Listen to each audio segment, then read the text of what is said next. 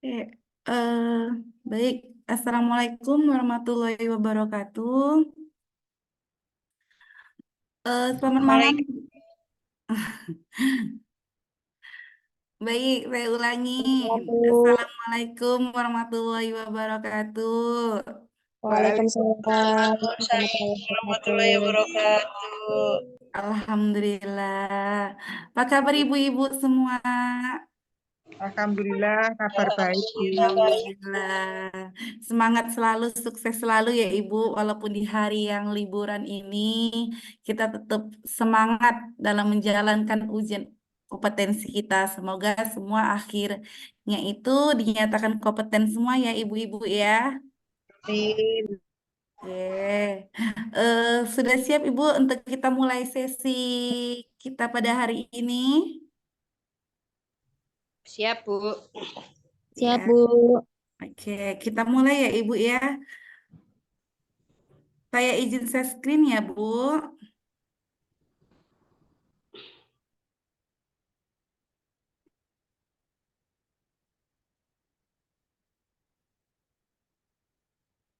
Baik, ada terlihat Ibu?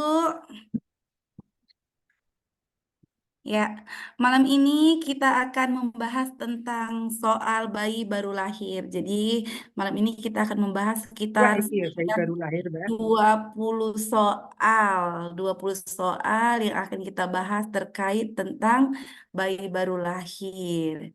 Oke, kita mulai dengan soal pertama. Silakan Ibu-ibu membacanya.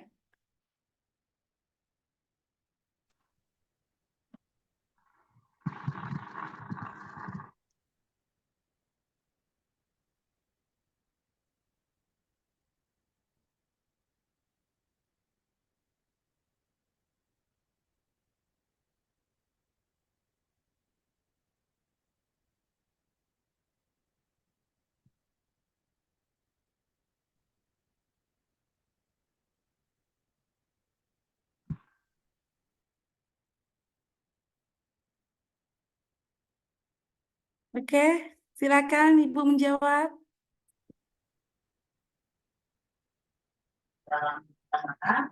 Soalnya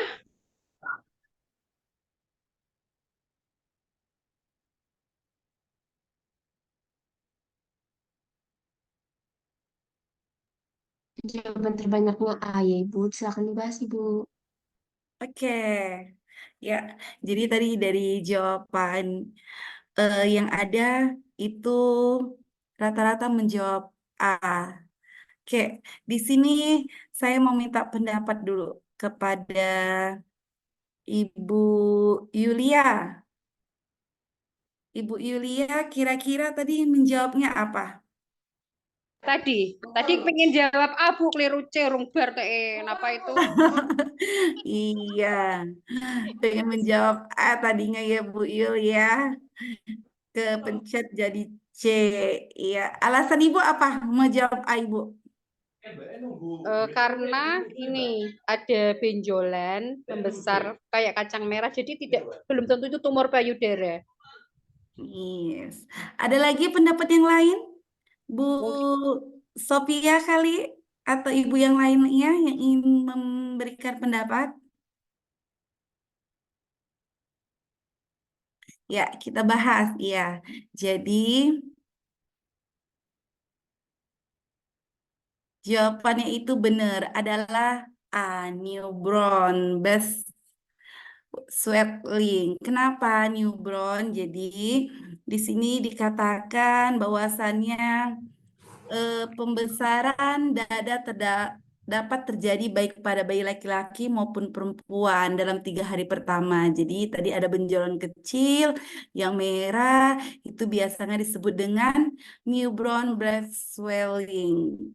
Jadi itu ada hubungannya dengan hormon ibu dan menghilang dalam beberapa hari. Jadi hal tersebut adalah hal yang fisiologis ya ibu ya, yang bisa terjadi pada bayi baru lahir dan akan hilang dalam beberapa minggu. Oke, kita lanjut ke soal yang kedua. Silakan kita mulai dari sekarang.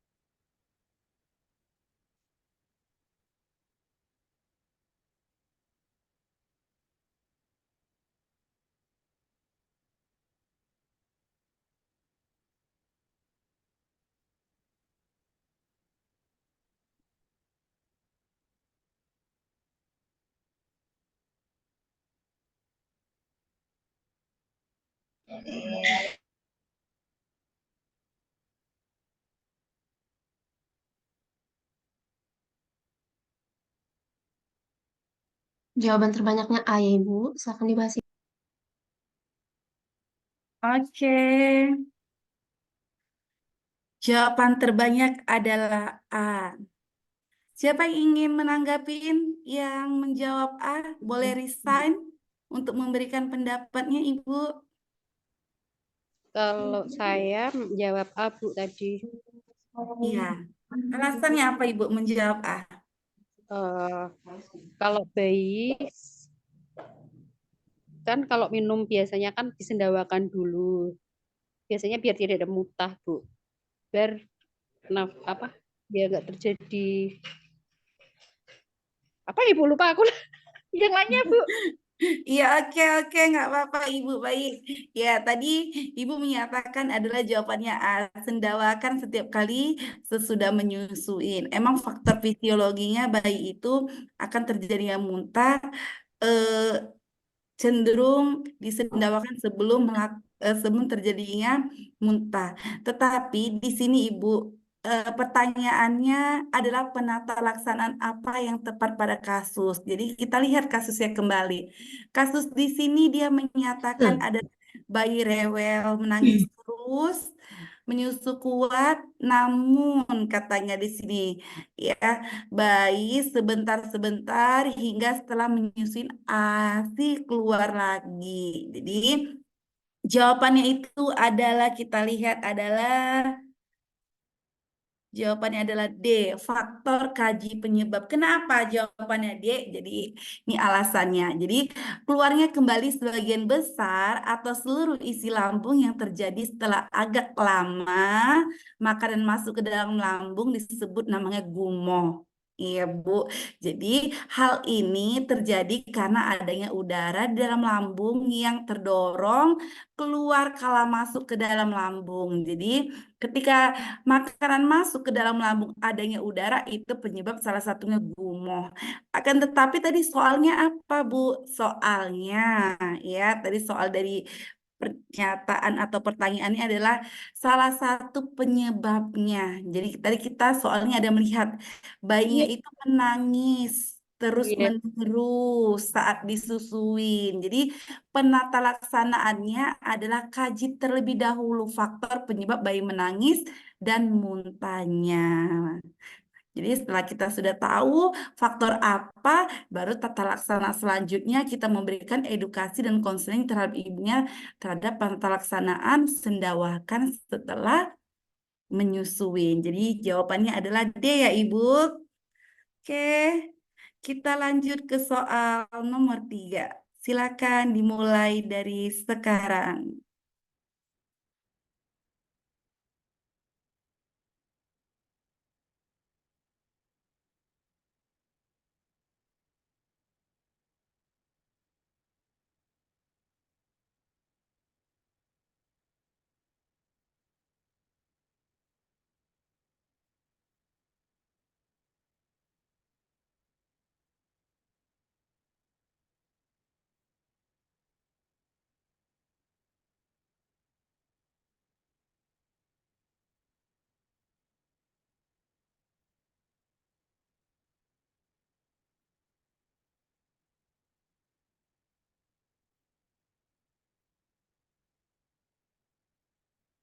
Wow, banyak sekali yang menjawab A.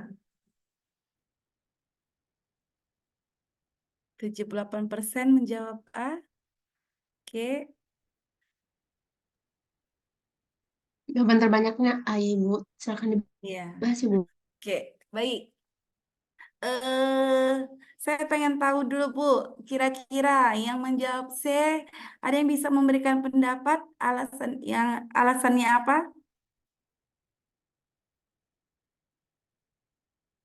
Oke, jadi benar sekali ya, Bu. Di sini jawabannya adalah A, ASI diperah dan diberikan dengan sendok. Jadi dari diagnosa atau kasus tersebut adalah bayi dengan labioskisis. Jadi bayi dengan labioskisis itu adalah deformitas daerah mulut berupa celah atau yang kita sering sebut adalah bibir sumbing, yang dimana pembentukannya kurang sempurna semasa ibunya hamil pada saat kehamilan. Jadi terjadinya labioskisis atau bibir sumbing tersebut itu terjadi mulai sejak terbentuknya bayi dalam embrio atau dalam kehamilan. Jadi, tadi pertanyaannya bagaimana penata laksanaan terhadap bayi dengan bibir sumbing tersebut, pemberian ASI-nya. Jadi, diberikan dengan ASI diperah dan diberikan dengan sendok secara hati-hati. Oke, baik. Bagus sekali ya Ibu. Baik, kita lanjut ke soal keempat. Silakan.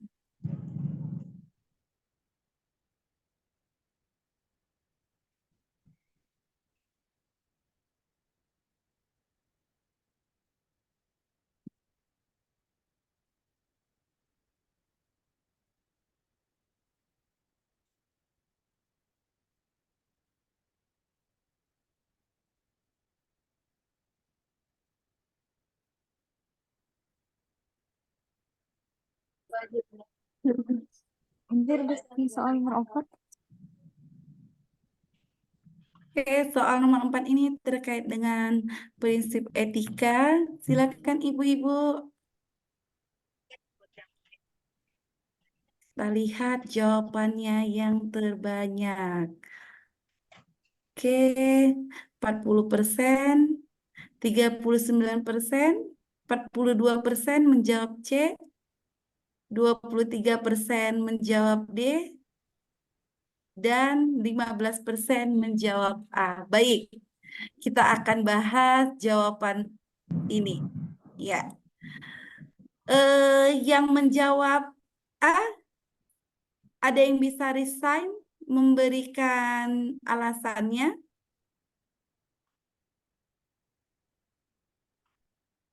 Oke, ya.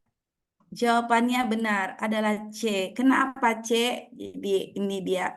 C itu adalah otonomi, yang mana prinsip otonomi mengakui hak setiap individu untuk membuat suatu keputusan tentang dirinya sendiri. Seperti perawat harus menghormati otonomi klien dan memastikan bahwa keputusan klien dapat kita hargai. Oke, kemudian ada tadi option yang lainnya. Fidelis itu adalah suatu penepatan janji, janji kita tenaga kesehatan terhadap pasien kita dan ikrar janji yang kita sudah sumpahkan. Jadi artinya kita harus menepati janji terhadap profesi kita. Kemudian ada fragility tersebut adalah kejujuran. Jadi kita tenaga kesehatan harus berbuat jujur dalam melakukan tindakan perawatan terhadap pasien kita.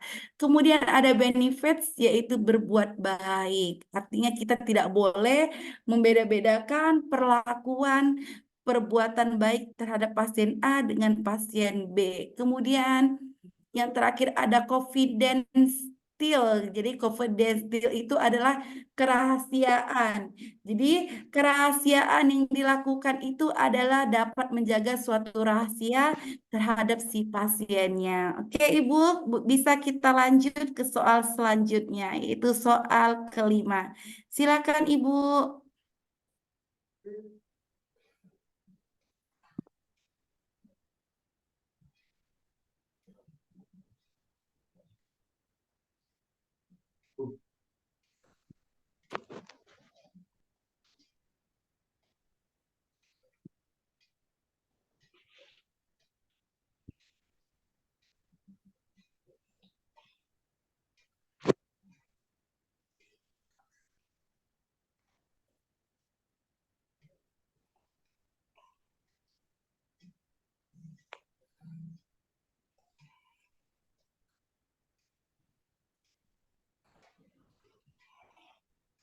Kita lihat jawabannya. Oke, 81%, 82%, 83%.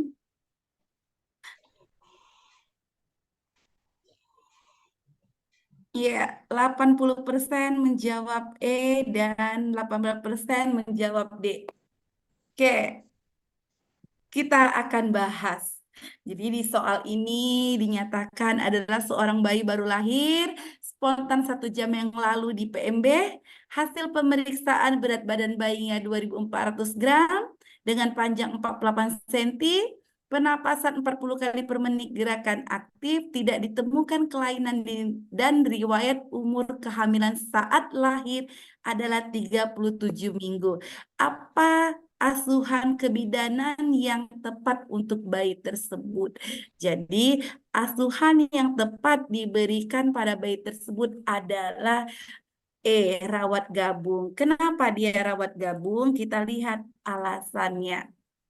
Jadi, 1 jam pertama itu bayi tidak boleh dimandikan ya Bu. Jadi, secara teori yang terbaru, bayi dimandikan setelah 6 jam. Tadi kan soal kita adalah 1 jam. 1 jam bayi lahir, maka jawaban optionnya adalah rawat gabung bersama ibunya. Jadi, apa manfaat rawat gabung? Ya, membiarkan ibu dan bayi bersama terus-menerus. Yang pertama, dapat mempercepat mantapnya dan terus terlaksananya proses menyusui. Jadi, dengan kita melakukan rawat gabung, secara otomatis kita dapat melaksanakan yang namanya pemberian ASI eksklusif. Kemudian yang kedua, memungkinkan proses bonding attachment terhadap ibunya. Jadi dengan dilakukan rawat gabung 1 jam pertama setelah bayi lahir terhadap ibunya, kemungkinan besar ibu akan melakukan bonding attachment sehingga salah satunya untuk mengurangi terhindarnya hipotermia pada bayi baru lahir. Kemudian menurunkan angka infeksi. Jadi dengan bayi diberikan ASI secara eksklusif, dilakukan bonding attachment, kemungkinan juga akan mengurangi terjadinya penurunan infeksi pada bayi baru lahir. Yang keempat adalah melatih keterampilan ibu merawat bayinya sendiri. Jadi dengan kita melakukan rawat gabung kepada ibu, kita juga salah satunya mengajarin ibu terampil untuk merawat bayinya. Oke, next kita lanjut ke soal ke-6. Silakan ibu-ibu.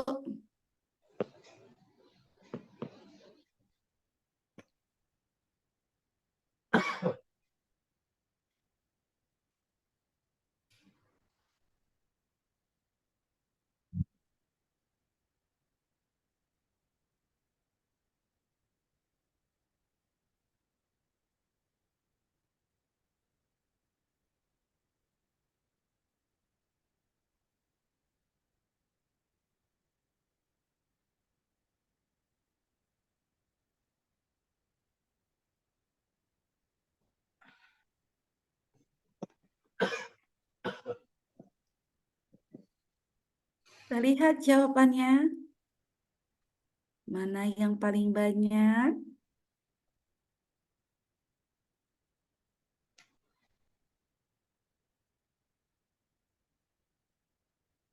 Wow, cukup bervariasi untuk option soal kali ini. Jadi cukup bervariasi jawabannya. Ya, 10% menjawab A, 40% menjawab B, dan 5% menjawab C, 43% menjawab D, dan 2% menjawab E. Baik, akan kita bahas soal ke-6 ini. Jadi pertanyaannya di sini adalah seorang bayi perempuan lahir 1 jam yang lalu di puskesmas. Hasil pemeriksaan bayinya, keadaan bayi baik, berat badannya 3.400 gram, panjang badannya 50 cm, bayi menangis kuat, gerakan aktif.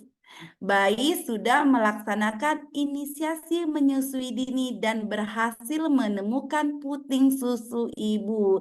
Akan tetapi pertanyaannya pada soal ke-6 ini adalah, apakah tindakan pencegahan infeksi yang harus segera dilaksanakan pada kasus tersebut. Jadi dari soal kasus ini dinyatakan adalah bayinya dalam keadaan sehat, maka penata laksanaan pencegahan infeksinya adalah kalau misalnya yang menjawab A bisa kasih pendapat resign.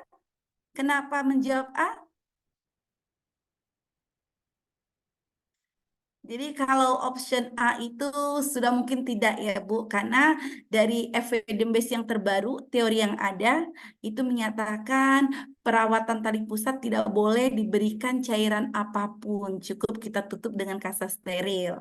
Ya, kemudian option B, ya option B itu berikan injeksi vitamin K 0,5 mili, itu juga nggak mungkin karena kita tahu teorinya bahwasannya pemberian injeksi K itu adalah untuk pencegahan terjadinya pendarahan otak. Kemudian option C itu imunisasi HB0 itu kita tahu ya itu untuk menghindari penyakit hepatitis. Ya, kemudian option D ya. Jadi option D itu adalah pemberian tetes mata eritromisin 2% itu adalah salah satu tindakan untuk pencegahan infeksi. Jadi jawabannya optionnya adalah D. Ya Bu, jadi D jawaban yang tepat. Berikan tetes mata eromisin 2%.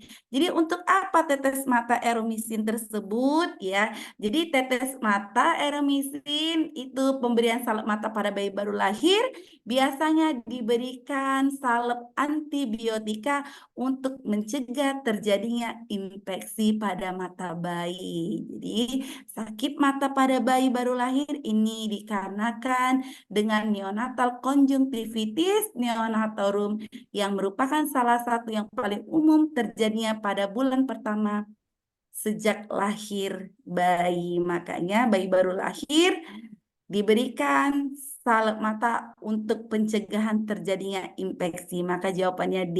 Oke, Ibu, Ibu, kita next. apa di pilihannya tetes mata nggak salep mata yang D-nya jadi Oh, ya iya, jadi iya, iya. kan itu di Ya. apanya juga pemberian salep mata bukan tetes mata ya Ya Bu, soalnya di lapangan kita ngasihnya pemberian salep salep bukan mata ya jadi kami nggak pilih itu soalnya tetes mata Oh, tulisan iya, iya, baik Ibu, nanti kita perbaikin ya Ibu. Tapi secara teorinya kita tahu bahwasan untuk pencegahan infeksi itu adalah pemberian salep mata. Oke Ibu, kita next ke soal selanjutnya. Silakan dari sekarang.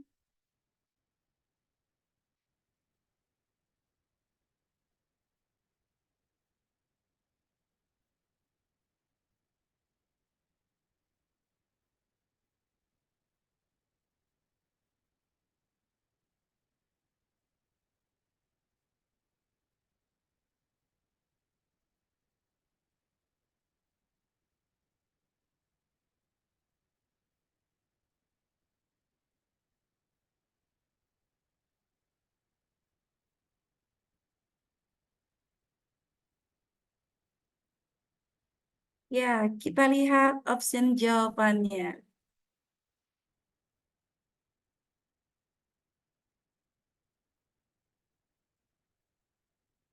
Wow, cukup bervariasi. Oke. Ya, jawaban terbanyak adalah 68% menjawab A, kemudian disusul dengan 17% menjawab C, dan 6% ada yang menjawab B dan E, serta 2% menjawab D. Oke, kita lihat jawabannya. Jadi kita ke pertanyaan terlebih dahulu. Jadi pertanyaannya ini adalah seorang bayi perempuan baru lahir, baru saja lahir 1 jam yang lalu di TPMB. Pada saat melakukan pemeriksaan bayi baru lahir, bidan melakukan penimbangan dengan tanpa menggunakan alas. Jadi yang kita perlu garis bawain adalah Bidan melakukan penimbangan dengan tanpa menggunakan alas sehingga bayi tampak agak kebiruan. Artinya di sini bayi kehilangan panasnya atau terjadi hipotermia. Maka jawabannya adalah A, konduksi. Kenapa konduksi? Jadi, konduksi adalah pada saat melakukan pemeriksaan bayi baru lahir, melakukan penimbangan dengan tanpa menggunakan alas, sehingga bayi tampak agak kebiruan. Jadi kita fokus terhadap soalnya tadi adalah bidan melakukan penimbangan bayi tidak dengan menggunakan alas. Bagaimana dengan option yang lainnya? Ini dia perbedaannya. Jadi kehilangan panas itu ada di faktor ada 4. Ya, ada konduksi, ada konveksi, evaporasi, dan radiasi. Konveksi sendiri apa? Jadi konveksi ini hampir sama mekanisme hilangnya dengan konduksi, ya. Jadi akan tetapi yang membedakan itu yaitu membiarkan atau menempelkan bayi baru lahir di dekat jendela atau membiarkan bayi baru lahir di ruangan yang terpapar oleh kipas angin. Jadi seperti itu. Kemudian ada evaporasi. Jadi evaporasi ini adalah jalan utama bayi kehilangan napas jika saat lahir tubuh bayi tidak segera dikeringkan. Jadi evaporasi ini lebih cenderung kehilangan panas terjadi karena uapan air ketuban yang bayinya tidak langsung kita keringkan. Kemudian ada radiasi. Jadi radiasi ini sistem kehilangan panas bayi yang terjadi karena bayi ditempatkan di dekat benda-benda yang mempunyai suhu tubuh lebih rendah dari suhu tubuh bayi. Jadi misalnya bayi di ruangan yang sangat dingin, bayi yang menggunakan suhu ruang AC yang sangat terlalu dingin daripada suhu tubuh bayinya. Jadi bayi juga dapat terjadi kehilangan atau mekanisme kehilangan panas bayi. Oke, Bu, kita lanjut ke soal selanjutnya. Silakan dari sekarang.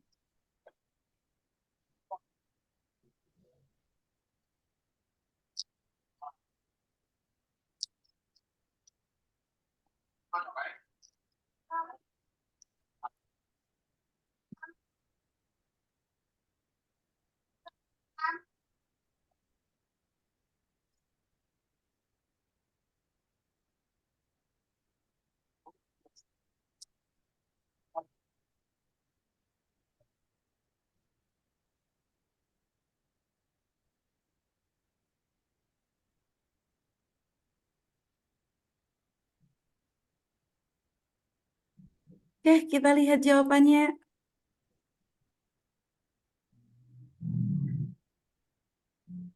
Wow, cukup bervariasi pada soal nomor 8 kali ini. Jadi cukup banyak sekali variasi-variasinya. Oke, ya 30% ada yang menjawab option A dan B. Kemudian disusul 16% dengan menjawab option E. Dan 12% menjawab C dan D. Oke, kita akan bahas satu persatu. Apa jawaban yang benar? Ya, jadi soalnya adalah di sini seorang bayi laki-laki baru lahir di TPMB. Setelah lahir tidak segera menangis. Warna badan agak kemerahan, ekstremitas kebiruan. Bayi sudah dikeringkan. Apa tindakan segera? Jadi kalau dari option soal ini kita sudah tahu, ya. Artinya, di sini ada suatu permasalahan. Setelah lahir tidak segera menangis, warna badan agak kemerahan, ekstremitas kebiruan. Artinya, di sini ada satu kegagalan napas pada bayi. Maka jawab optionnya adalah B. Bebaskan jalan napas bayi. Jadi, setelah bayi lahir tidak segera menangis, warna badan agak kemerahan, ekstremitas kebiruan, bayi sudah dikeringkan. Jadi fokus pada pertanyaan. Jadi di sini adalah tanda gejala gagal napas, yaitu dengan tindakan yang akan dilakukan adalah salah satunya resusitasi. Maka karena tidak ada opsi jawaban resusitasi, maka kita pilih bebaskan jalan napas bayinya. Oke, Bu, Ibu semua, kita next ke soal selanjutnya. Silakan dari sekarang.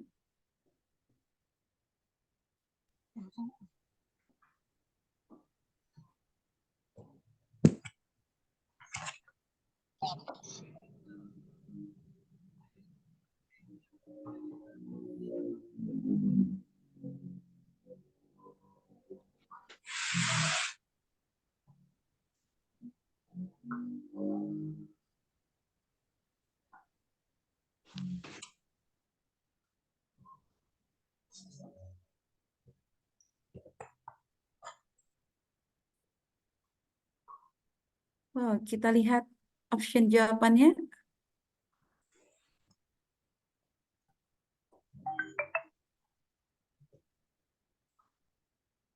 Oke.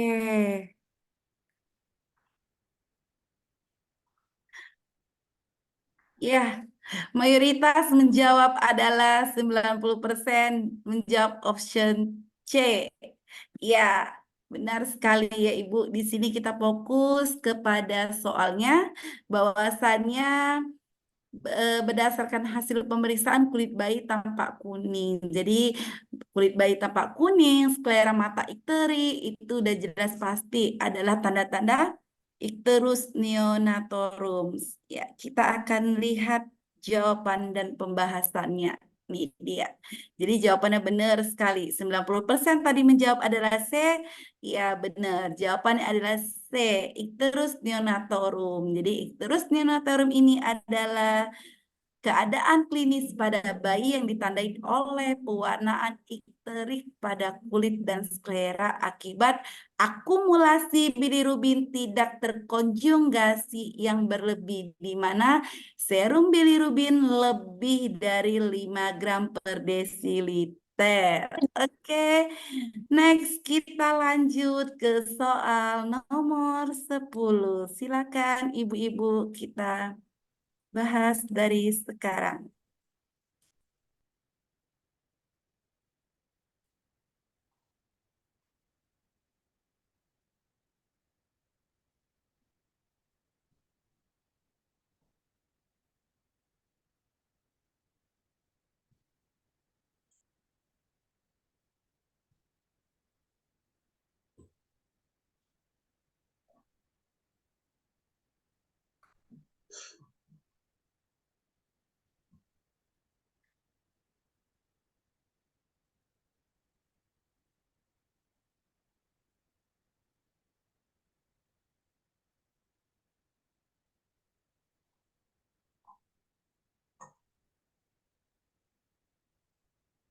Wow, cukup bervariasi jawabannya. Ya, kita lihat. Ya, ada perubahan opsi jawaban. Oke, 54% menjawab A, 38% menjawab B, 6% menjawab C, dan 2% menjawab D. Oke, jadi kita fokus pada pertanyaannya. Di sini pertanyaan adalah seorang bayi perempuan umur 2 hari datang ke klinik dengan ibunya. Dari hasil anamnesa, bayi malas menyusu, terlihat mengantuk terus, berat badannya 2.400 gram. Hasil pemeriksaan bayi tampak kuning pada muka sampai leher. Jadi fokus pada pertanyaan di sini. Jadi hasil pemeriksaan bayi tampak kuning pada muka sampai dengan leher. Kemudian ditambah dengan hasil penunjang bahwasannya kadar bilirubinnya 5 miligram per sen. Jadi pertanyaannya adalah tentukan Kramer derajat ikteris pada hasil pemeriksaan kasus. Jadi kita tahu di sini ya, jawabannya adalah A, Kramer derajat 1. Karena apa dia Kramer derajat 1? Karena ini alasannya. Jadi kita akan membahas sedikit tentang macam-macam derajat ikterus. Jadi ikterus tersebut itu ada sampai dengan 5 derajat. ya. Jadi kalau dia derajat 1 dia cuma sampai di sini, dari kepala sampai dengan leher saja, ya. Dengan kadar bilirubin 5 miligram per desiliter. Kemudian kalau Kramer atau iterus derajat 2 itu tandanya adalah derajat 1 ini kepala turun sampai dengan pusat. Jadi sampai pusat itu dia derajat 2 dengan ditandai kadar bilirubinnya 9 miligram per desiliter. Kemudian kalau dia derajat 3, jadi mulain dia dari kepala sampai lutut batasnya. Itu sampai lutut. Jadi mulai kepala ini sampai lutut ya, itu dia derajat 3 yang ditandai dengan kadar bilirubinnya 11,4 miligram desiliter.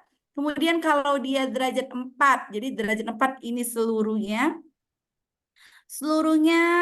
ya ditambah dengan lengan, ini lengan dan tungkai ya, itu sudah mulai menguning semuanya ya dengan kadar bilirubin 12,4 miligram per desiliter. Kemudian derajat 5 seluruh tubuh ditambahin dengan telapak kaki dan tangan ikut semuanya menguning. Jadi seluruh tubuh sampai ditandai dengan telapak kaki dan tangan dengan kadar bilirubinnya 16 miligram per desiliter. Oke, good, bagus semua rata-rata ibunya.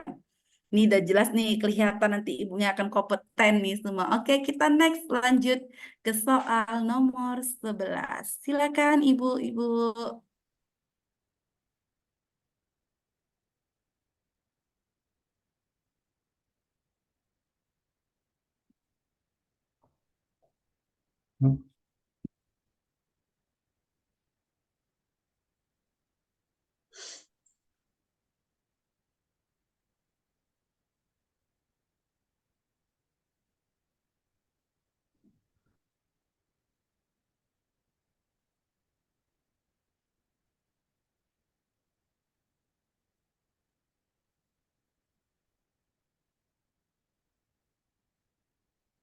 Kita lihat jawabannya.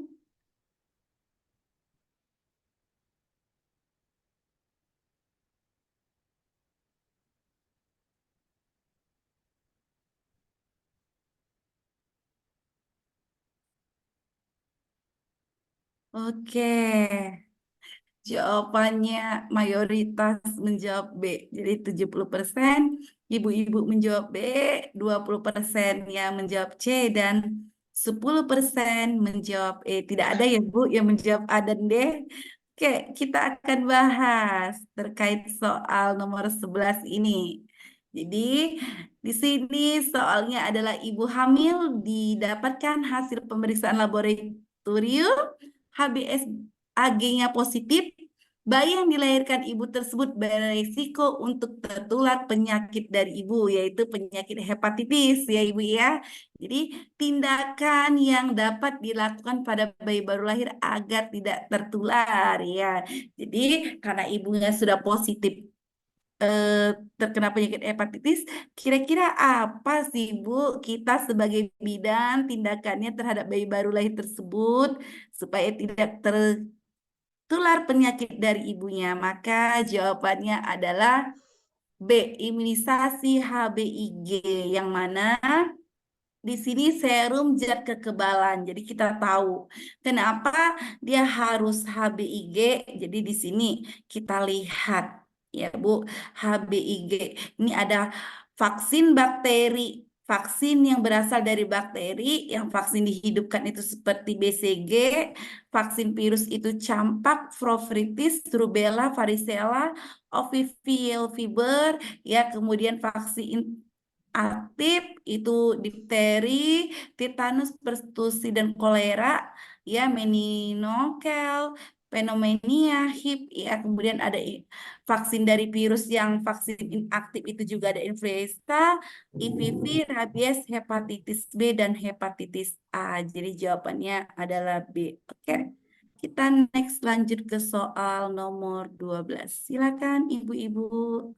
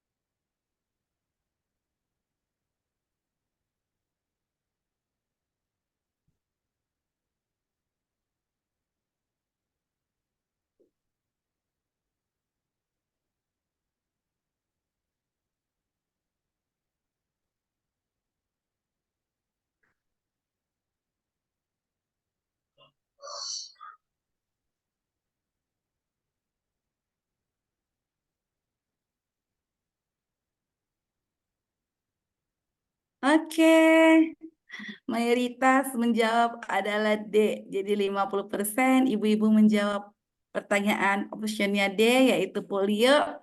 Dan 32% itu menjawab DPT. 11% menjawab HB1. Oke, kita akan bahas soalnya. Jadi fokus dari soal tersebut di sini seorang ibu datang ke rumah perempuan, seorang bidan datang ke rumah perempuan yang melahirkan putri pertamanya 3 hari yang lalu di TPMB dengan berat badan 3.100 gram. Bayi sudah diimunisasi BCG, bayi menetek kuat. Hasil pemeriksaan BB sekarang adalah 3.300 gram. Tali pusat tidak ada tanda-tanda infeksi. Apa imunisasi lanjutan yang akan diberikan pada bayi tersebut? Jadi kita fokus kepada pertanyaannya. Pertanyaannya adalah imunisasi lanjutan. Jadi, apa kira-kira imunisasi setelah BCG pada saat usia ini? Yaitu adalah pemberian imunisasi polio. Ya, kenapa polio? Jadi bayi baru lahir 3 hari sudah diberikan imunisasi BCG. Jadi fokus pertanyaannya imunisasi apa itu? Jawabannya adalah imunisasi polio ya Ibu. Oke. Next, kita ke Maaf, ya, untuk silakan. imunisasi apa itu kan pertanyaannya imunisasi lanjutan. Saya Oke, terkecoh itu. kita Imunisasi lanjutan. Ini. Iya Bu, biasanya kita imunisasi polio itu berbarengan dengan BCG. Kita kira kan Iya, BCG BCG sama sama polio polio. satu. Iya. Iya, itu lanjutan, kok, Bu, itu iya Bu, pertanyaannya. tapi di soal tersebut ini dia tidak menyatakan pemberian imunisasi yang lalu itu dia diberikan adalah BCG dan polio. Dia hanya menyatakan adalah imunisasi BCG saja. Makanya apa setelah BCG ini apa lanjutannya? Pemberiannya apa? Karena usianya kita fokus ke usianya. Usia juga baru 3 hari. Jadi Iya, ini makanya saya dia ya tidak terkecoh ini lanjutan, imunisasi gitu. lanjutan. Iya, makanya jadi kita fokus ke soalnya adalah usia. Biasanya kan BCG sama polio. Sama polio ya Bu, Iya, betul Bu. Kalau di Iya, puskesmas itu pemberiannya itu setiap ya kan BCG BCG pasti selalu sama dengan polio. polio. iya, Kak. Makanya Bu, kita fokus ke pertanyaan. Jadi kan tadi pertanyaannya anaknya baru 3 hari sudah diberikan BCG. Apa Hmm, lanjutan dari BCG tersebut? Karena usianya baru 3 hari tersebut, makanya tidak memungkinkan anaknya diberikan imunisasi Iya, karena DPT. DPT kan iya, 2 bulan. saya ya terkecoh itu Itu lanjutan dia. itu artinya. Oke ya Ibu, kita next ya Bu. Ya, Siap Bu. Next ke soal nomor 13. Silakan Ibu.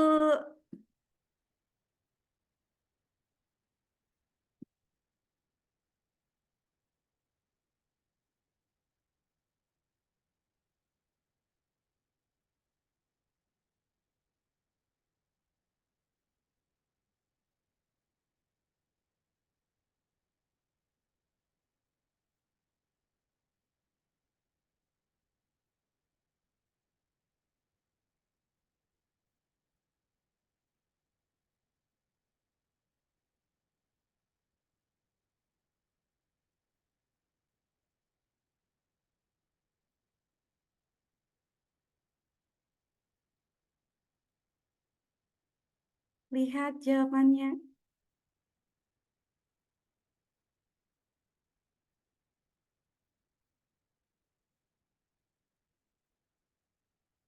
Wah,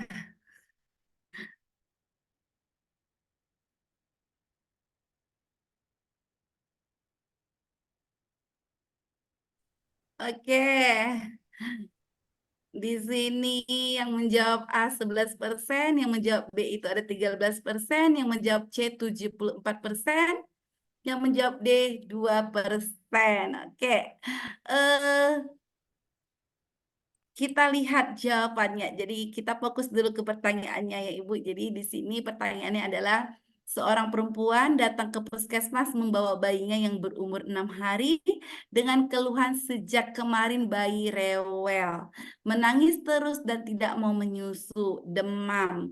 Dari hasil pemeriksaan didapatkan mulutnya mencucu. Terlihat kaku pada otot leher, kemudian tali pusat terlihat bernanah. Jadi sudah jelas, di sini tandanya adalah tali pusat bernanah. Tali pusat bernanah adalah tanda daripada tetanus neonatorum. Jadi jawabannya adalah C. Oke, kita akan membahas terkait option lainnya. Apa sih itu? Ya, jadi tadi saya buat option itu ada sepsis neonatorum. Ya, jadi kalau sepsis neonatorum itu adalah infeksi bakteri yang menyerang bayi dalam 28 hari pertama setelah kelahiran. Jadi biasanya bayi tersebut itu ditandai dengan demam, bayi tampak lesu, tidak aktif atau sulit dibangunkan. Napas bayi mungkin cepat atau dangkal. Kemudian kulit bayi bisa tampak pucat atau kebiruan dan tidak mau menyusu. Jadi tadi di soal kita tadi, Bu, kita fokusnya adalah ke tali pusat bernanah dan mulut mencucu. Itu tanda dari tetanus neonatorum, bukan sepsis neonatorum ya, Bu. Kemudian Ya. ini ada kejang neonatorum ya. Jadi kejang neonatorum ini juga biasanya terjadi pada bayi umur 28 hari di kehidupan pertama, kemudian kondisi yang bersifat mendadak, tidak normal, dan terjadi perubahan pada aktivitas ototnya sehingga terjadinya kejang. Kemudian ada asfiksia neonatorum. Jadi asfiksia neonatorum ini terjadi pada bayi baru lahir di mana kondisi ketika janin tidak dapat aliran darah atau pertukaran udara yang cukup saat sebelum, selama, atau setelah persalinan. Jadi biasanya asfiksia ini terjadi salah satunya adalah gagal napas. Kemudian ada ikterus neonatorum. Jadi ikterus neonatorum tersebut ini penyakit kuning yang ditunjukkan dengan perubahan warna kekuningan pada kulit, kemudian konjungtivanya juga berwarna kuning, serta skleranya juga sedikit kuning, dan adanya peningkatan kadar bilirubin plasma pada bayi baru lahir. Jadi tadi jawabannya optionnya adalah tetanus neonatorum. Oke, Ibu, kita next ke soal ke-14. Silakan, Ibu-ibu.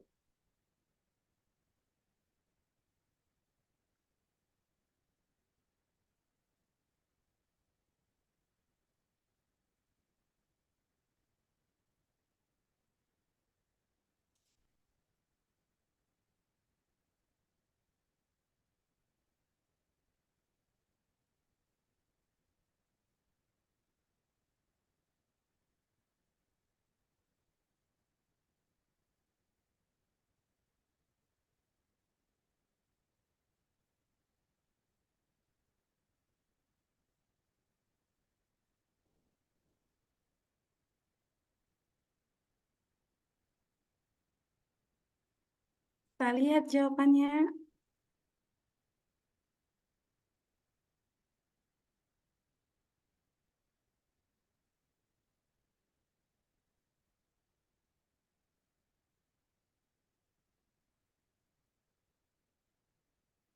Oke, ini juga sangat bervariasi ya, Bu, jawabannya.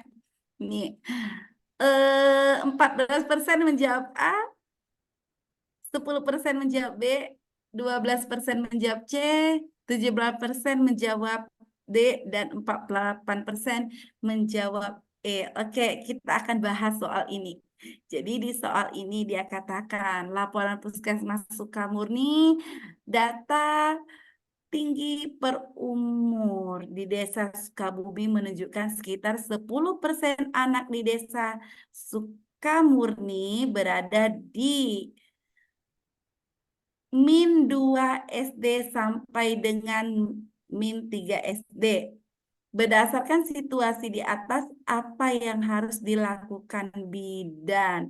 Jadi, kita lihat option jawabannya. Apa kira-kira yang dilakukan bidan? Kira-kira apa ya jawabannya? Oke, jawabannya adalah melakukan edukasi terkait stunting. Jadi kita tahu sini ada standar. Di sini ada standar kategori gizi. Kenapa tadi bidan melakukan edukasi terkait stunting? Jadi kemungkinan besar bayi yang ada di Desa Sukabumi tadi itu terjadinya bayi pendek atau stunting karena skornya tadi adalah min 3 SD sampai kurang dari min 2 SD itu menyatakan adalah bayi di Desa Sukamurni tersebut rata-rata adalah pendek atau yang disebut dengan stunting. Ini dia ya Bu. Jadi kategori status gizinya di sini sudah saya masukkan dan kita fokus terhadap tadi pertanyaannya. Pertanyaannya adalah tinggi badan per umur. Oke. Bu, itu enggak stunted, Bu. Kok stunting itu nanti kalau stunting itu kan pemeriksaannya macam-macam. Iya, Ibu. Betul, Jadi, stunting itu sekarang kategorinya harus ada dari dokter spesialis. Ibu. Dokter spesialis. iya, Harus jadi kita baik Bu, oke siap, benar. Jadi kategori stunting sekarang sudah perubahan yang terbaru ya Bu. Jadi ada peraturan yang menyatakan itu indikator menyatakan stunting atau enggak itu adalah dari dokter spesialis. Tapi ini ada standar kategori statusnya itu kita ini masih soalnya mengarah daripada melihat standar SD-nya. Jadi kalau menurut dari soal tersebut, yang kita lihat itu adalah kategori anak dengan pendek. Maka bidan melakukan edukasi terkait stunting, Ibu. Itu dia. Oke, Ibu. Next kita ke soal nomor 15.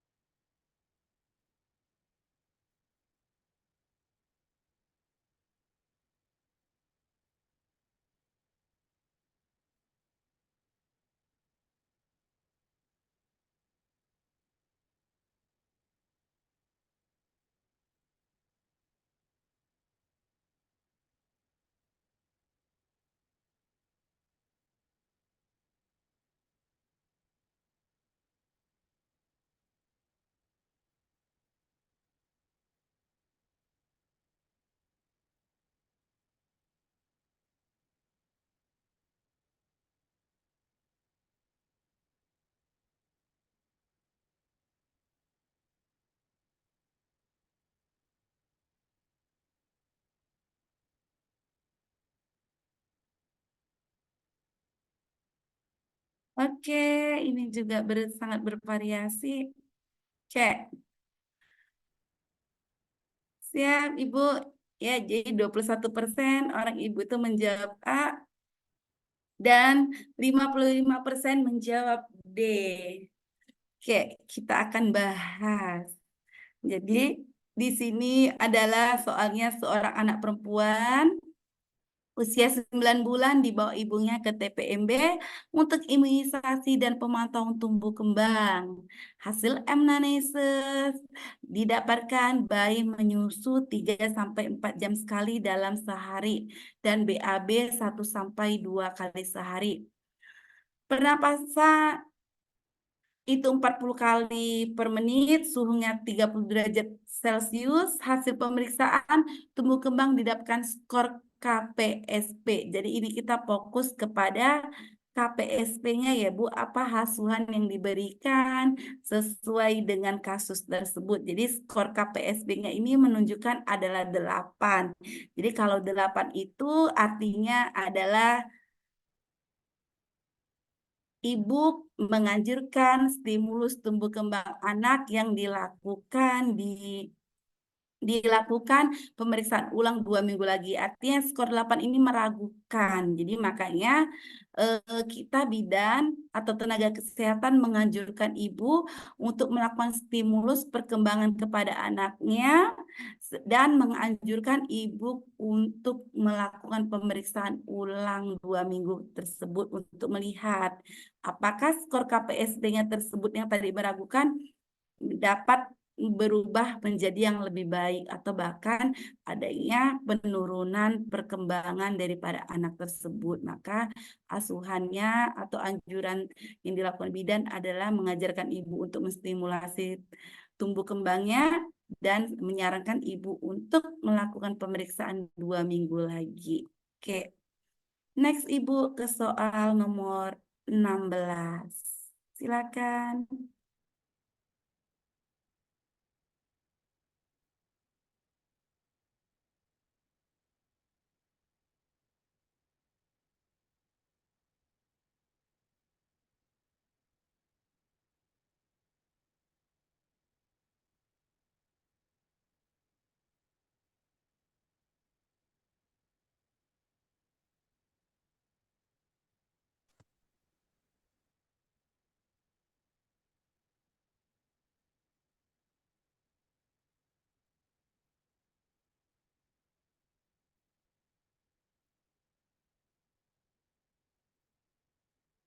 Oke, kita lihat jawabannya.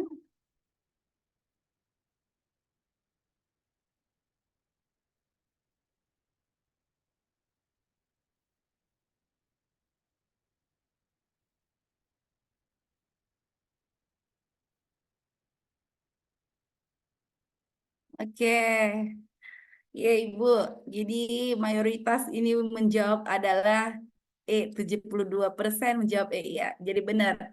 Jadi kita fokus di soal tersebut adalah skor KPSP 5. Ya Bu, jadi soal yang di atas ini adalah soal pemicu. Jadi usia anak itu juga menjadi patokan terhadap skor KPSP-nya yang 5 ya. Jadi skor KPSP 5 ini kita tahu itu adalah adanya kelainan terhadap tumbuh kembang anak, maka kita menganjurkan kepada ibu untuk melakukan rujukan karena terjadinya penyimpangan perkembangan pada anaknya. Jadi skornya tadi ada 5. Oke, next ya Bu, kita lanjut ke soal nomor 17. Silakan.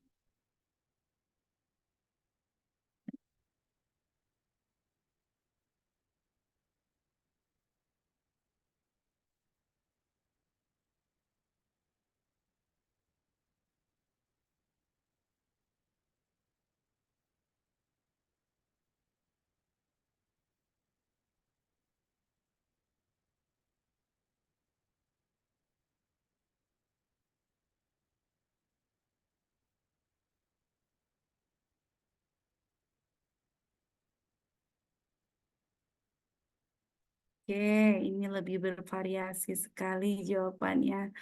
Oke, Ibu-Ibu, waktunya sudah habis. Ya, 11% menjawab A, 21% menjawab B, 37% menjawab C, Saya B, 26% menjawab D, dan... tapi sudah habis waktunya. Oh iya, kalau Ibu apa kira-kira jawabannya? B, Bu, confident. Confident. Rahasia kok, Bu? Iya, benar. Kita baca soalnya kembali ya, Bu. Seorang bayi perempuan umur 1 bulan dibawa ibunya ke TPMB untuk imunisasi. Hasil amnesa bayi menyusu 6 jam sekali dalam sehari dan BAB 4-5 kali sehari. Hasil pemeriksaan fisik didapatkan tekanan darah 110 per menit, pernapasan 40 kali per menit, suhu 37 derajat Celcius. Berat badan bayi berada di bawah garis hijau pada KMS. Bidan melakukan pemeriksaan laboratorium dan didapatkan hasil bahwa bayi tersebut terinfeksi HIV. Ya, jadi pada saat menyampaikan informasi hasil laboratorium, bidan meminta ibunya masuk ke ruangan khusus. Prinsip apa yang diterapkan bidan pada kasus tersebut? Jadi di situ bidannya mengajak ibunya untuk ke dalam untuk menjaga privasi. Jadi jawabannya benar ya Bu ya. Be confident ya. Jadi itu adalah menjaga suatu prinsipnya menjaga suatu kerahasiaan terhadap si pasien. Ini ada juga prinsip non. Kita akan bahas terkait prinsip-prinsip etika. Jadi di sini ada prinsip non malevolence, yaitu adalah prinsip yang menjelaskan bahwa seorang perawat dalam melakukan pelayanan sesuai dengan ilmu dan ikatan keperawatan atau tenaga kesehatan dengan tindakan menimbulkan bahaya atau cedera fisik. Jadi contohnya ketika ada klien yang menyatakan kepada dokter secara tertulis menolak pemberian transfusi darah dan ketika itu penyakit pendarahan melana membuat keadaan klien semakin memburuk dan dokter harus menginstruksikan pemberian transfusi darah. Itu contoh daripada non-malfeasance. Kemudian ada prinsip confident, ini dia tadi, prinsip kerahasiaan, di mana segera diinformasikan tentang klien harus dijaga privasinya. Jadi untuk informasi-informasi terkait kasus tersebut itu harus dirahasiakan. Kemudian ada benefits, itu adalah prinsip bahwa perawat melakukan yang terbaik bagi klien, tidak merugikan klien dan mencegah bahaya bagi klien. Jadi contohnya pasien mengalami kelemahan fisik secara umum tidak boleh dipaksa untuk berjalan ke ruangan pemeriksaan. Jadi sebaiknya kita melakukan perawatan atau penanganan atau memfasilitasi pasiennya dengan menggunakan kursi roda. Oke, kemudian ada justice, yaitu prinsip yang menjelaskan bahwa perawat harus berlaku adil pada setiap klien sesuai dengan kebutuhan. Jadi contohnya seorang perawat dihadapkan pada pasien total care, maka perawat harus memandikan dengan prosedur yang sama tanpa membeda-bedakan si pasien tersebut. Oke, next kita lanjut ke soal nomor 18. Silakan Ibu.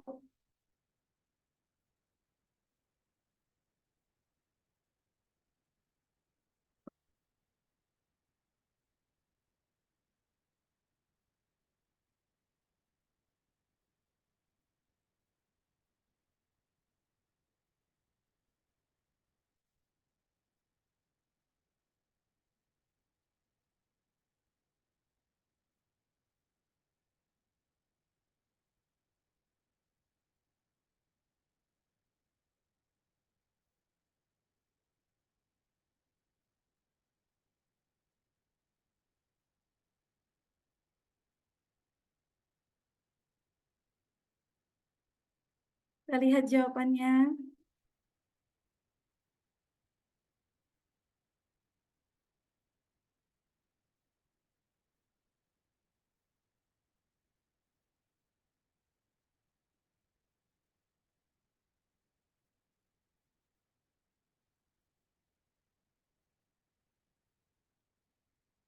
Oke, sudah habis waktunya ya Ibu. Oke, jadi 8% menjawab A, 13% menjawab B, dan 8% juga menjawab C, 5% menjawab D, dan 66% menjawab E. Oke, kita akan bahas. Jadi soalnya adalah seorang bayi perempuan umur 2 minggu dibawa ibunya ke TPMB dengan keluhan bayi sering muntah setelah menyusui. Hasil amnesis hanya diberikan ASI. Anak pertama riwayat kelahiran normal, lahir cukup bulan, segera menangis dan gerakan aktif. Berat badan bayinya 3.200. Hasil pemeriksaan gerakan aktif, pernapasan 40 kali per menit, suhunya 36,6 derajat Celcius.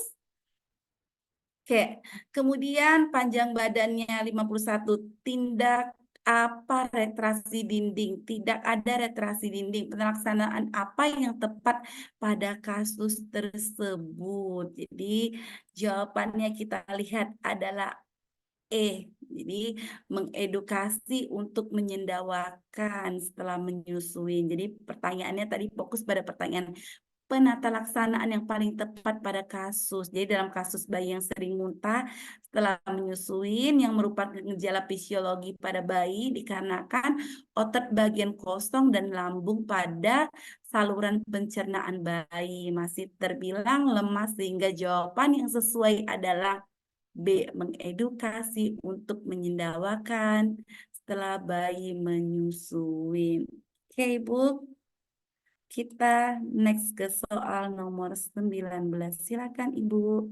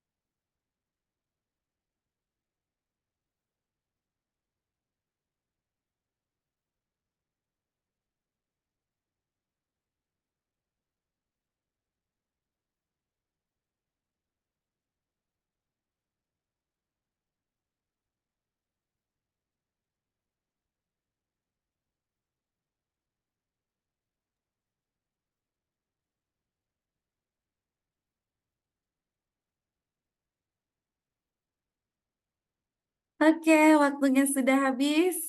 Ya, ini cukup bervariasi ya Bu jawabannya ya. 48% menjawab A, 39% menjawab B, 7% menjawab C dan D. Tidak ada yang menjawab E.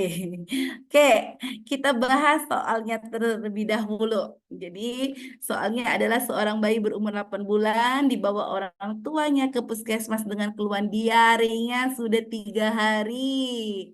Ya, suhunya 37 derajat Celcius, artinya bayinya mulai demam di saat ini. Kemudian hasil pemeriksaan bidan terlihat bayinya rewel. Bayi rewel, mata cekung, haus, minum dengan lahap, cubitan kulit perut kembali lambat. Ya, jadi artinya di sini bayinya sudah mulai mengalami dehidrasi ya, karena apa tadi, cubitan kulitnya lambat. Apa sih diagnosa diare pada bayi tersebut? Kita lihat jawabannya. Oke, jadi benar jawabannya adalah B, diare dehidrasi ringan sedang. Jadi diare dehidrasi ringan sedang itu terdapat 2 atau lebih tanda. Yang pertama tadi soalnya ya, tadi letargi atau tidak sadarkan diri, tapi bayinya tadi sadar ya Bu ya. Kemudian tanda kedua, matanya cekung. Kemudian tidak bisa minum atau malas minum, cubitan kulit perut kembali sangat lambat. Jadi ini sudah 2 tanda daripada soal tadi kita ya, matanya cekung dan cubitan kulit perut kembali lambat. Jadi jawabannya adalah diare dehidrasi ringan sedang. Oke, Ibu, kita lanjut ke soal terakhir. Ya, oh di sini saya jelaskan juga terkait dengan diare dehidrasi ringan sedang. Ya, jadi kemudian ada diare tanpa dehidrasi. Jadi kalau diare tanpa dehidrasi tidak cukup tanda-tanda untuk diklasifikasikan sebagai diare dehidrasi berat atau ringan. Jadi pengobatannya berikan cairan, tablet zinc, dan makan sesuai dengan rencana. Kemudian kunjungan ulang 2 hari lagi. Jika tidak ada perbaikan, nasihatin kapan harus kembali segera. Kemudian ada diare persisten berat. Ya, jadi diare persisten berat ini diare yang sudah terjadi 14 hari atau lebih. Jadi tindakan pengobatannya atasin di dehidrasi sebelum dirujuk. Jadi kecuali ada klasifikasi berat lainnya. Kemudian ada diare persisten. Di sini diare persisten juga dialami diare yang sudah 14 hari atau lebih. Tindakan pengobatannya berikan oralit, berikan tablet zinc selama 10 hari berturut-turut. Anjurkan untuk kunjungan ulang 2 hari lagi, kemudian nasihatin kapan harus kembali segera. Oke, next Ibu, kita ke soal terakhir, yaitu soal ke-20. Silakan Ibu-Ibu.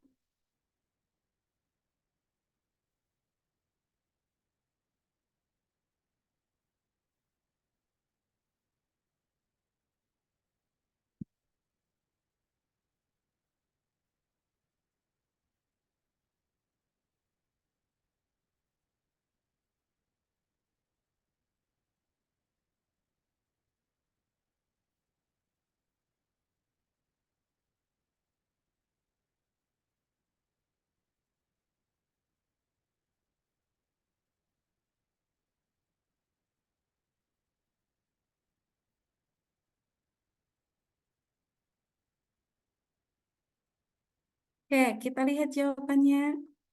Wow, langsung angkanya meningkat.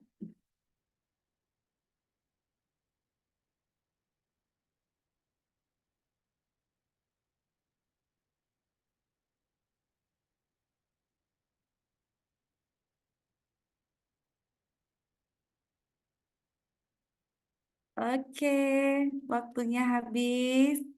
Ya, jadi mayoritas ini 68% menjawab D dan 22% menjawab E. Kemudian 7% menjawab A dan 2% menjawab C. Baik, kita akan bahas soalnya. Jadi fokus kepada soal. Jadi di sini seorang bayi laki-laki dirawat di rumah sakit. Riwayat persalinan 1 jam yang lalu ditolong oleh dokter dengan menggunakan vakum ekstrasi, yang mana berat badan bayi lahirnya 3.400 gram dan panjangnya 49 cm. Hasil pemeriksaan fisik terdapat bengkak pada kepala, benjolan teraba lembut dan lunak, batas pembengkakan tidak tampak jelas dan melampaui saturan. Jadi fokus pertanyaannya di sini terjadinya pembengkakan pada kepala, benjolan teraba lembut dan lunak, batasan pembengkakan tidak teraba jelas dan melampaui sutura. Kira-kira apa diagnosanya? Ya, jadi Salah jawabannya pijit. adalah benar ya. Kaput Salah succedenum. pijit. Oke, jadi kaput succedenum ini adalah benjolan yang membulat disebabkan kepala tertekan leher rahim yang saat itu belum membuka penuh. Kelainan akibat dari tekanan uterus atau dinding vagina pada kepala bayi sebatas kaput. Keadaan ini dapat pula terjadi pada kelahiran spontan dan biasanya menghilang dalam 2 sampai dengan 4 hari setelah lahir. Jadi tidak perlu tindakan dan tidak ada Salah gejala-gejala pijit. sisa laporan. Oke, Ibu. Ya, jadi kemudian ini ada perbedaan nih, Bu. Tadi kan mayoritas jawab itu kaput dengan sepalo. Ya, ini ada perbedaannya. Jadi kalau kaput itu muncul waktu lahir, mengecil setelah lahir. Kalau sepalohematom itu muncul waktu lahir atau setelah lahir beberapa hari dia dapat muncul kalau sepalohematom, dan dapat membesar sesudah lahir. Jadi dia nggak langsung ya Bu, nggak bayi baru lahir dia nggak langsung nampak bengkak di kepalanya dia, tapi bisa munculnya di beberapa hari setelah bayi lahir kalau itu sepalohematom. Kemudian kalau kaput succedenum ini ditandain dia lunak dan tidak berpustura. Jadi ketika kita raba itu teraba lunak, sementara kalau sepalo itu teraba pustula. Jadi seperti keras, benjolan itu seperti keras, seperti ada cairan darah yang menumpuk di kepala yang membengkak tersebut. Kemudian kalau kaput sendiri dia melewati batas sutura dan teraba molasenya. Jadi ketika kita lihat dia masih teraba molase di kepala bayinya. Sedangkan cephalohematom itu batasan tidak melampaui sutura. Satu lagi, jadi kalau kaput sputenum itu bisa hilang dalam waktu beberapa jam atau sampai dengan hari. Jadi bisa hilang 2 atau sampai 4 hari. Sementara cephalohematom ini hilangnya cukup lama, memakan waktu bisa dalam mingguan atau dia dalam waktu bulanan. Oke, sekian terima kasih. Itu dari saya. Semoga ibu-ibu semua sukses selalu. Uji kompetensinya, harapannya sesuai dengan harapan yaitu semua ibu-ibu kompeten. Baik, saya kembalikan kepada Ibu Risa. Silakan Ibu Risa, saya izin stop share. Terima kasih, Bu. Mungkin sembari kita menunggu ibu-ibu yang lainnya untuk on cam agar bisa berfoto bersama, mungkin Ibu ada tips atau trik untuk ibu-ibu kita yang akan melaksanakan UKOM, Ibu? Oke, Ibu, saya ada pesan dari ibu-ibu nih, ya. Jadi tips dan triknya dalam ujian kompetensi itu, ibu-ibu nggak usah baca semua soalnya. Jadi ibu fokus dulu ke option pertanyaannya, baru ibu cermatin penekanan dari option pertanyaannya. Jadi seperti yang tadi itu, banyak sekali pertanyaan-pertanyaan yang mengicu seperti misalnya dia menyatakan umur anaknya, ya kan, berat anaknya, sementara di soal itu nggak ada hubungannya gitu. Jadi ibu fokus kepada pertanyaannya dulu, baru ibu baca option soalnya seperti itu. Itu tips dari saya. Jadi sehingga Oke, waktu Ibu. ibu dalam membaca tidak terlalu panjang, karena waktu uji kompetensi itu satu soal hanya 1 menit saja. Satu Jadi menit. kita harus menyiasati bagaimana kita cara membaca cepat. Seperti itu. Itu mungkin dari saya, Mbak Risa, saya Oke. kembalikan. Baik, Ibu. Kita izin foto bersama dulu ya, Ibu. 1, Oke. 2, 3, senyum. 1, 2, 3, senyum. Oke, terima kasih Ibu. Terima kasih Ibu Rati atas paparan materinya. Terima kasih juga untuk ibu-ibu yang sudah bergabung hingga akhir kelas. Saya sebagai moderator hari ini izin mengakhiri kelas. Selamat malam, selamat beristirahat Ibu-ibu. Izin saya matikan Zoom-nya ya, Bu. Oke, terima Oh ya, kasih. selamat